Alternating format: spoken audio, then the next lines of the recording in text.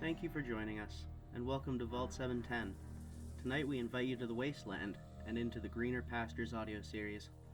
Our story is set in the Fallout universe, positioning us in the frozen tundra, many years after the Great War. Be prepared to imagine a world far bigger than the lower 48. Now here's your vault suit and your Pip-Boy. Settle in and try to get warm, while we tell the tale of hot snow, strange creatures, and conspiracy. Also, why you should never bring a mini-nuke underground. Please, enjoy.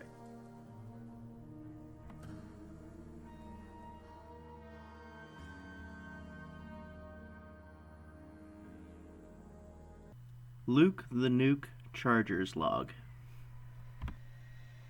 February 2nd, 2296. Nothing ever changes in this vault. I grab my Nuka-Cola from the fridge. It's frozen, just like me. I can feel my fingers sticking to the glass, just like everything else in this fucking place. Living in a vault in Alaska, who knew your eyes could freeze shut? It makes staring at the paint dry very difficult. My goat was years ago, and I'm still wondering if the overseer put me in the right place. Almost everyone ends up working with pipes in one form or another, but no, not me. I get stuck looking through sediment analysis and ice sheet samples. Day after day it's the same. I wear my nice fuzzy blue and yellow suit, I cram some cram in my hole, then I head off to my little cubicle to parcel out the various minerals. My sensors watching the radiation seeping in from the surface. Lately I've been getting more samples to run than normal, some coming from Overseer Brooks. I sit here alone, sometimes wondering if there's a bunch of ice melting on top, or maybe an ice sheet is moving. I imagine what life above ground is like. I know we won't be the ones to see it. Only the Overseer knows when we get to go above ground. I want to know whether it was Poseidon or Vault-Tec that decided this vault should be a joke. Vault 710, the only vault to run exclusively on oil. I wonder why they didn't build this vault in Texas. At least I'd be sweating instead of freezing. Tuesday nights after work, it's board games with the family. Tonight it's Catch a Commie. Unless my little sister is over at her boyfriend's again, then it's Blast Radius. I'm just glad they're not fooling around in the room next to me. I think Dad talked to her about it. Not much goes on in our ancient bunker, and when something comes along that breaks the norm, it always causes a huge uproar. The last big thing that happened was the Great Rumble. No one is quite sure what caused it, but it was the prime subject of conversation for weeks. Sometimes the old-timers still talk about it. It would be nice if something like that would happen again. Marie Dessandra's log. March 14th, 2296. Thursday. Another week, another pipe inspection. Knocking pipes, running cameras through them to find clogs, all the fun things a woman wants to be doing in her early 20s. We've been doing it so long, I stopped paying attention to the ins and outs. That must have been how I was able to notice the discrepancies. Pipes that go nowhere, oil that sometimes never returns further down the line. At first, I tried asking around. My dad doesn't have any idea. He told me not to focus on something not directly related to my job. I had to remind him the Vault-Tec guidelines say it's everyone's job to make sure our home works properly. It's impossible to ignore. How can I be the only one questioning why the pipes seem to go out to nowhere? They don't re-enter the vault at any junction. Almost like dummy pipes. If I could look at the plans, then I'd probably be able to let it go, but the only one who can look at them is Brooks, and that office of his is tighter sealed than the giant gear that keeps us safe. Such an ancient rule shouldn't be relevant these days. We're not slaves in the vault anymore. That practice stopped 209 years ago. Even after the Great Revolt, it seems like we're still deliberately left in the dark when it comes to how the vault is functioning. In fact, the more I bring it up, the more people seem to avoid me. I can hear them talking behind my back. They have no problems working near me when I tap a tune out on the pipes, but God forbid I voice the thoughts inside my head. Luke the Nuke Chargers Log. March 15th, 2296. Today is supposed to be a rest day. I would love to be resting today. Yeah, that's not what I was doing at all. Instead, I was stuck in my office studying even more minerals, feeling nothing but the rattling of the pipes reverberating through my teeth. This was a day that really sticks out. At first, it was just a little weird. Occasionally I did some light work on Fridays, but I had more samples than I knew what to do with this time. The whole time I was testing, Overseer Brooks was attached to my hip. I wish there was something I could say about it. I can't, either because he's my godfather or because he's the Overseer. The look on his face when the first specks of oil began to show on the spectrometer was almost manic. I'm sure if I hadn't been there, he would have started dancing. In retrospect, this was the first obvious clue that something was wrong. More oil samples began to trickle in over time, but Brooks already got what he wanted. I decided to call it off early that day. Marie Desandre. She's the crazy one that no one would listen to. Quite often she's drunk in her room, except during pipe inspection Thursdays. During those days she has more energy than anyone else. She had to have her endoscope replaced twice due to overuse. If you asked her, all she would say is, "I want to know where the pipes are going." Sometimes she would tap the pipes with wrenches of different sizes, plinking out tunes to keep the other fitters entertained. She always seemed more interested in the tones the pipes produced, as opposed to the song that she was playing. She was the first one to suggest that the Overseer was hiding how little oil we had. Nobody believed her, even her parents wouldn't listen. She started to get more distant after that. Technova is the only person she spends much time with nowadays, probably because she's the only one who entertains her theories without acting awkward. Some people say it's because Marigold has a thing for women, especially Marie. One day Marie tried to address the issue with Overseer Brooks directly.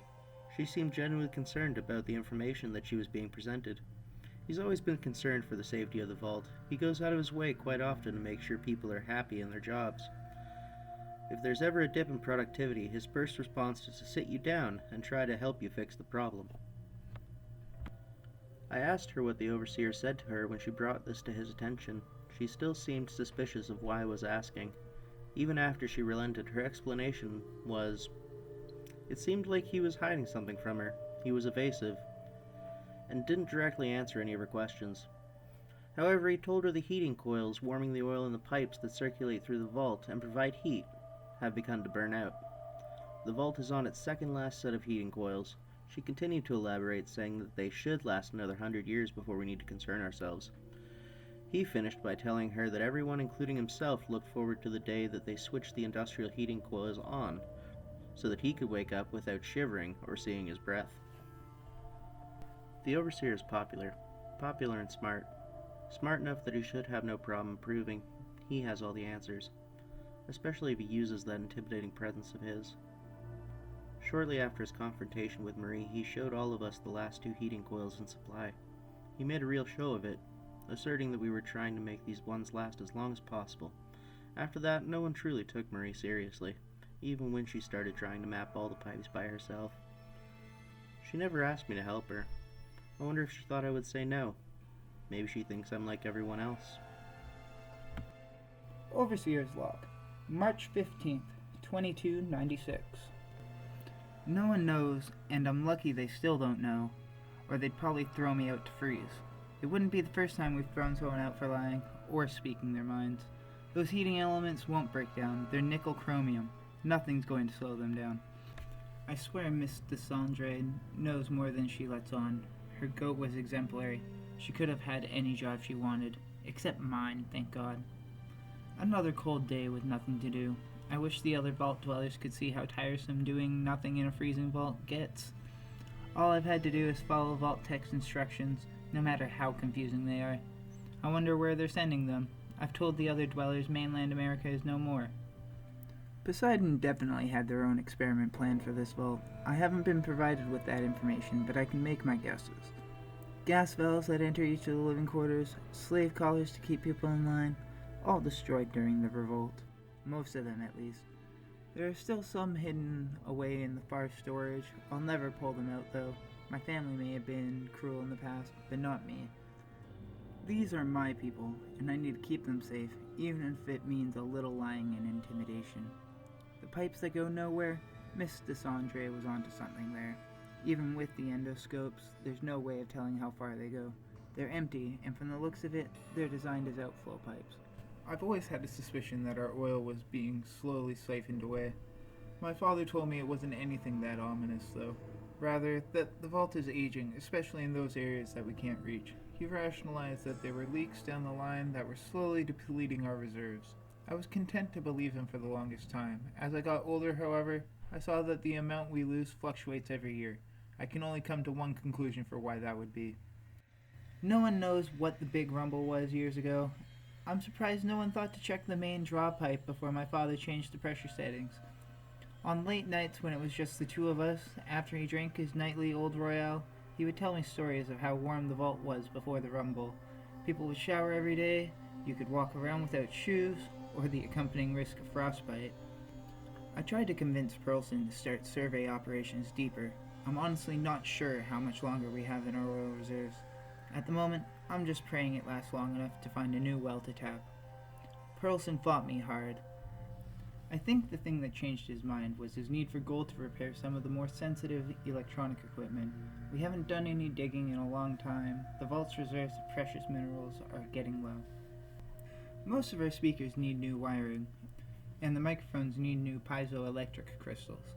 The ones made of Rochelle salts work, but a good old-fashioned quartz like the one in my radio would be a godsend. Even if Ronald is just focused on what he needs, that's fine. But if he comes across any oil, I'll know. I don't want him getting suspicious of my motivations behind wanting to expand the survey. It's going to take a while for the survey team to set up sampling drills, sonar equipment, and metal detection. Until we find what we're looking for, I'll have Luke analyzing nearby silt and sediment samples from different directions. If we can get an inkling of where the black stuff might be sooner than later, then we can start drilling in that direction. I know it drives Luke up the wall that I've been watching him like a hawk. I can't sit still anymore and wait for him to bring the information to me, though. Time is getting shorter by the day. Even with the severe decrease in mechanical and electrical function, we don't have enough oil to keep us going for much more than half of a year. First, we'll have to stop the production of diesel. With that comes halting the production of ethanol, too. After that, our main lights will go out. We'll have emergency lighting for 3 days. From there, we'll use the rest of our reserves just to keep us warm. We won't even be able to cook. Cold versus hunger. Which is worse? Rebecca Feldspar's Physician Terminal. March 16th, 2296. Saturday has to be my favorite day. Everyone smells and feels their best after having a shower. The heat gets cranked up so we can enjoy a bit of warm water. It's the only day of the week we really get to do anything hygiene related. Unfortunately, this also means it's the same day we get all our physicals done. It only takes 5 minutes, but it always feels invasive, like I'm studying specimens, not people. I take blood, check our radiation levels, breathing, heart rate, and ocular condition. In the end, everyone gets their clean bill of health and kicked out the door. It's been a long time since we had any dwellers show up with a case of black lung or hypothermia. Hypoxia was an issue a long time ago when we had problems with the venting process, but the last person who talked about black spots in their vision was so long ago. We still have the odd case of claustrophobia. There's nothing much I can do except medicate them. It's too bad. I've had to resort to synthesizing my own daddy-o. David's father still has a drinking problem. Dealing with him every week is the worst. He's frequently trying to steal ethanol from the diesel manufacturing center. I've seen David's bruises, too. He flinches whenever I put the stethoscope to his back.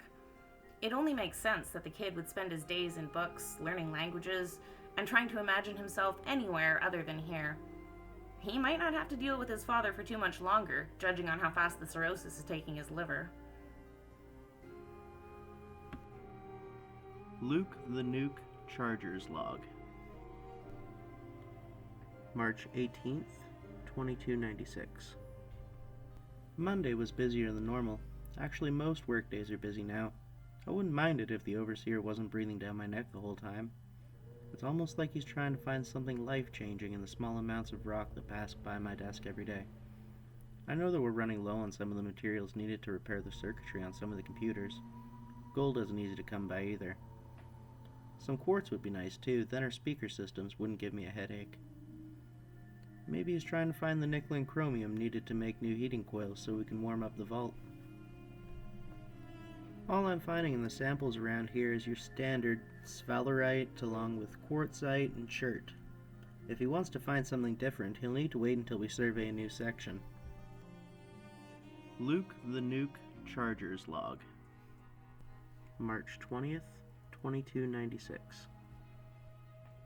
Wednesday night with the Charger family. Tonight's literature, Tales from the Front, Liberated Canada. Hubris Comics really knew how to make fine literature. I wish there were more issues in syndication, not that we'd ever get them down here. My sister feels bad for the Canadians. She doesn't think they deserve to have their land taken away. Dad doesn't appreciate her communist rhetoric, he says, but he tolerates it. She's always been on the softer side. Dad, on the other hand, I think he would have walked straight to Ottawa and told them, this land is our land, it isn't your land, from Prince Edward Island to Vancouver Island. I don't understand why they couldn't all get along. In all the books, Canadians are so nice. Wouldn't they want to help their neighbors take care of such an important pipeline? During the first two World Wars, Canada helped to make some of the laws that would later become the Geneva Convention. The wild colonials started calling it the Geneva Checklist. It sounds to me people like that would absolutely get along with Americans. Mom mostly just watches my father and sister argue. Sometimes she sides with my sister. I like to side with my dad. Sometimes just to watch her face get red. Research Outpost 22 Delta. Welcome to Robco Industries Termlink. Clearance, United States ASC, number 42964. Robco Industries Termlink Protocol. Enter password now. Input accepted. Defense systems deactivated. Reports. Report date, April 22nd, 2076. Permafrost report 2214. Robotic assistance still working at optimal capacity. Daily sublimation practices are satisfactory. Bacterium sample still in quarantine. Status unchanged. Food and water stores are adequate. Heating unit functioning optimally. Other notes. Tom tried to prove that global warming was real. He wanted to impress Cindy. So he licked the window. We left him there. I wasn't the only one tired of having listened to his tongue waggle about that commie crap. Construction of the Vault-Tec bunker up north, the one funded by Poseidon Oil and Dunwich Borers, is continually impeding with our fine instrument measurement. Our seismic sensors are practically worthless. Report date, July 18th, 2076. Permafrost report, 2302. Robotic assistance still working at optimal capacity. Daily sublimation practices are satisfactory. Bacterium sample still in quarantine. Status unchanged. Food and water stores are adequate. Heating unit functioning optimally. Other notes. Tom says he saw a little green man in a white spacesuit off in the distance when he was looking at the northern lights. There's no way he could have seen something like that in that blizzard last night. I think he was trying to save face with Cindy. I don't think she believed him. He's getting crazier by the day. I asked them not to pair me up with some wacko East Coaster. Just you wait. Next he's gonna say he's seeing Chinese submarines under the ice. Report date, November 30th, 2076. Permafrost report, 2438. Robotic assistance still working at optimal capacity. Daily sublimation practices are satisfactory. Bacterium sample still in quarantine. Status unchanged. Food and water stores are adequate. Heating unit functioning optimally. Other notes. Now I feel like I'm losing it. It must have been a trick of the starlight. I thought I saw a flying disc off in the direction of the town of Nome. I'm not going to tell anybody about what I saw. They'll call me crazy next. We're far enough from the Alaskan pipeline and Anchorage. Sometimes I worry the war will spill out over here, even though there's nothing of value out here on the tundra. Report date, December 24th, 2076. Permafrost report, 2462. Robotic assistants still working at optimal capacity. Daily sublimation practices are satisfactory. Bacterium sample still in quarantine. Status unchanged. Food and water stores are adequate. Heating unit functioning optimally. Other notes. It's the day before Christmas. I won't get to see my son. I wanted to bring him to the North Pole near Fairbanks. Next year, maybe. He's still young. I have plenty of time to make more memories. Cindy made a fancy dinner using our rations. Fried Instamash sandwiches with frosted over mustard. She defrosted the cheese somehow, even melted it. All in all, not a terrible Christmas Eve. Even Tom was a bit quieter than normal. He just stared out at the snow all night. Report date, January 21st, 2077. Permafrost report, 2,490. Robotic assistants still working at optimal capacity. Daily sublimation practices are satisfactory. Bacterium sample still in quarantine. Status unchanged. Food and water stores are adequate. Heating unit functioning optimally. Other notes. One of the laborers from Vault 710 made his way over here. I have no idea how he was able to walk here from no attack. We got him warmed up with some hot water. He was able to drink some tea before he finally fell asleep. His cuts and bruises don't seem like ones you get from your average drilling operation. They look more like ritual scarring. I'm going to leave him to rest before we try to pry some answers from him. Report data, January 3rd, 2077. Permafrost report, 2492. Robotic assistants still working at optimal capacity. Daily sublimation practices are satisfactory. Bacterium sample still in quarantine. Status unchanged. Food and water stores are adequate. Heating unit functioning optimally. Other notes. Our guest woke up. He didn't say anything. Because he can't or he couldn't is subject to debate. At first I thought he could have encountered Chinese troops. Maybe the vault was overrun by a battalion. On second thought I discounted that. I doubt they would have let him get away. While he was asleep I took a good look at his scarring. Most of it looked like it had been done in the past couple months. The tissue is still pink, with hints of blue. Some of that, of course, was due to the cold. Most of the disfigured flesh looks like faces screaming in pain. Other scarring on his chest looks like writing, characters in some language. None that I know of.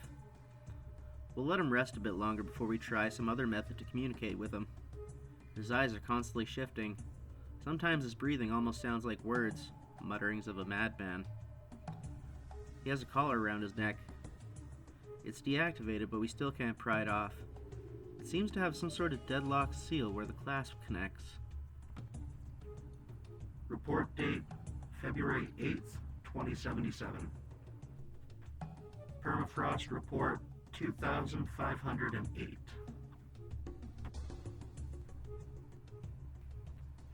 Robotic assistants still working at optimal capacity. Daily sublimation practices are satisfactory. Bacterium sample still in quarantine. Status unchanged. Food and water stores are adequate. Heating unit functioning optimally. Other notes. Our friend is finally up and about. He even speaks. There's many things he won't talk about. The things he will talk about allude to something horrifying happening under the ice. The vault was just an excuse to dig it up. He refuses to go back to no attack, or anywhere near the vault. When we brought up the scars on his body, I felt he might die of fright. His face lost all its color, and he cried. Long hysterical sobs. After a few hours he calmed down. We never brought it up with him again. He's a strong guy. It's hard to believe those cuts were made against his will. What the hell are they doing down there? We still can't get the collar off his neck. doesn't seem to be causing him any discomfort. It's still an unsettling reminder of all the creepy stuff going on just 50 miles away. Report date, February 10th, 2077.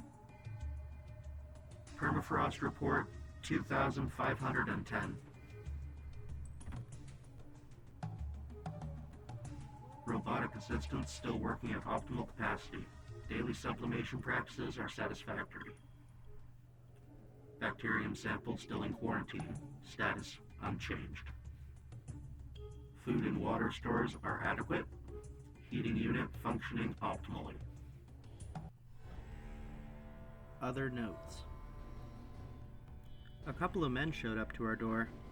They were wearing those new suits of powered armor the Army developed. They informed us they were part of the United States government. Nothing on their armor or the paperwork they provided alluded to anything that corroborated this. Just a large capital E on the chest, ensconced in stars. One held a sensor with a radar. They were tracking a man who'd escaped from the vault. We led the armored men to him. Cindy wouldn't stop crying. We were lucky that we were able to hold her back from the soldiers. She eventually collapsed sobbing next to Tom. When they dragged the Vault Tech employee out into the snow, he kicked and screamed, punching their metal suits until his hands were mangled. I couldn't help it. I cried at the sight. There was nothing we could do to stop men of such violence from getting what they want. Report date, February 11th, 2077. Permafrost report, 2,511.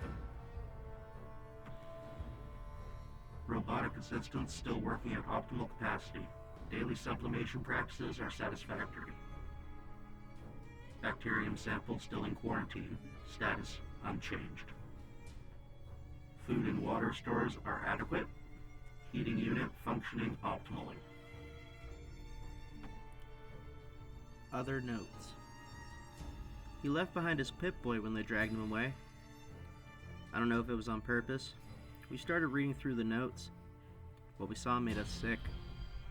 I'm not going to repeat it here, just in case any of it is true. I desperately want to believe the ramblings of a madman. We all spent enough time with Francis to know he really wasn't that crazy. I think he left us behind to try and tell us of the things he was too scared to recall himself. We're going to keep this somewhere safe until we get back to the mainland. Someone there will know what to do with it. The government will finally go after these corrupt organizations. I originally came here because I wanted to see how bad the fighting was. I was curious to see how the ongoing hostilities were changing the ecology of the Arctic region. Now I just want to go back and pretend I was never here. I'll do that after I get this information into the right hands. Then, maybe I'll become a baker. Report date, February 12th, 2077. Permafrost report, 2,512. Help us, help us, help us. SOS, 911, Mayday. Robotic assistants still working at optimal capacity. Daily sublimation practices are satisfactory. Bacterium sample still in quarantine. Status active. Food and water stores are adequate. Heating unit offline. Other notes. After yesterday, nobody wants to talk about how we lost our heat. We all know they don't want us to go to mainland America, sharing what we saw in the north. We're huddled for warmth trying to defrost our water, hoping someone comes to pick us up. We have no illusions, though. We know the government is trying to cover something up. We will most likely freeze here in the next 24 hours. Report date, February 13th, 2077. Permafrost report, unknown. Robotic assistance. Autopilot, defensive protocols. Bacterium sample, still in quarantine. Status, active. Food and water stores are adequate. Heating unit, absent. Last log. This place is mostly automated. It'll continue storing data until the backup nuclear reactor dies. This place is creepy in more ways than one.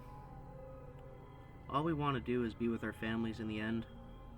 If the bombs drop, hopefully they blow this place to hell. If anyone reads this, I hope you take our message to heart. Avoid Vault 710. Something's not right down there. Report date, February 28th, 2077. Permafrost report, unknown. Robotic assistance, autopilot, defensive protocols. Bacterium sample quarantine breach, status, unknown. Food and water stores, unknown. Heating unit, absent. Accessing system network. Login, Greenland remote access, 1448. Welcome user. Robotic defense systems operational. Accessing archive for Vault 710.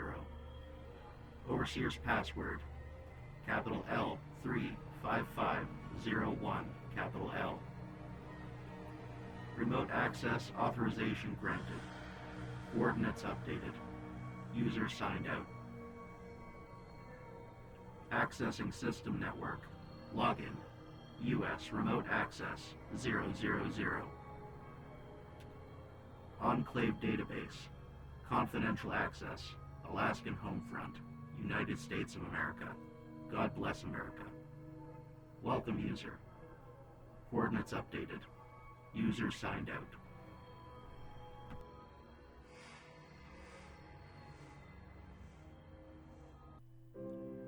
We hope you enjoyed our story. Thank you again for joining us. If you'd like to hear more about why war never changes, please subscribe to get regular updates on the adventures of the dwellers from Vault 710. If you're excited about the expanding Fallout universe, please feel free to tell your friends and spread the word.